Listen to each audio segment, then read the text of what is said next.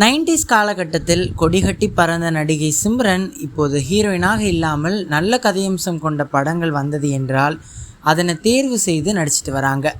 அப்படி தான் சமீபத்தில் அஜித் நடிப்பில் வெளியான குட் பேட் அக்லி திரைப்படத்தில் முக்கியமான கதாபாத்திரத்தில் நடிச்சிருந்தாங்க.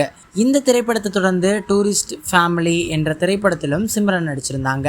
படங்களில் பிஸியாக இருக்கும் சிம்ரனுக்கு சமீபத்தில் தனியார் விருது நிகழ்ச்சி ஒன்றில் விருது வழங்கப்பட்டது. அந்த விருது விழாவில் கலந்து கொண்ட சிம்ரன் பேசும்போது நடிகை ஒருவர் பேசிய விஷயங்களை பற்றிய உண்மையும் உடைத்து விட்டுருக்காங்க. இப்போது மட்டுமல்ல, எப்போதுமே சிம்ரன் தனது மனதிற்கு படும் விஷயங்களை வெளிப்படையாகவே பேசிடுவாங்க.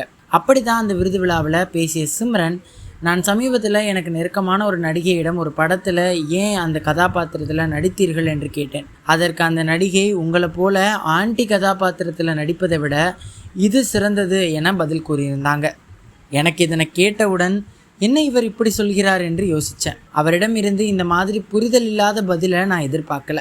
நான் 25 வயதிலேயே முக்கியமான ஆன்டி கதாபாத்திரமான கன்னத்தில் முத்தமிட்டால் படத்தில் நடிச்சிருந்தேன். டப்பா கதாபாத்திரங்களில் நடிப்பதை விட முக்கியமான ஆன்டி கதாபாத்திரத்தில் நடிக்கலாம் எனவும் அந்த நடிகை நடித்த கதாபாத்திரம் டப்பா என கூறி நெத்திடியான ஒரு பதிலை சிம்ரன் கூறியிருக்காங்க. இருப்பினும் அந்த நடிகை யார் என்கிற விவரத்தை சிம்ரன் சொல்லவில்லை என்கிற காரணத்தினால யார் அந்த நடிகை எனவும் நெட்டிசன்கள் கேள்விகளை எழுப்பிட்டு வராங்க.